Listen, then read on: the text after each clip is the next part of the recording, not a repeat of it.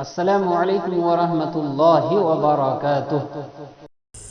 عید الفطر کی رات عبادت کی رات۔ رسول اللہ صلی اللہ علیہ وسلم نے ارشاد فرمایا، جس شخص نے عیدین اور عید الفطر اور عید الاضحیٰ کی راتوں کو ثواب کی امید رکھتے ہوئے زندہ رکھا، یعنی عبادات میں مشغول رہا اور گناہوں سے بچتا رہا، تو اس کا دل قیامت کے اس وحشت ناک دن نہ مرے گا جس دن لوگوں کے دل وحشت و گھبراہٹ کی وجہ سے مردہ ہو جائیں گے۔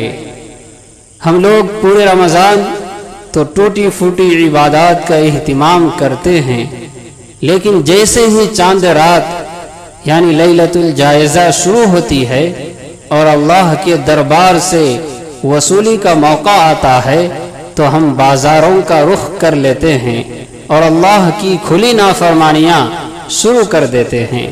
بے پردگی، فحاشی اور ناچ گانے کا سلسلہ اپنے عروج پر پہنچ جاتا ہے، اور یوں ہم لوگ اس چاند رات کی برکتوں سے محروم رہ جاتے ہیں۔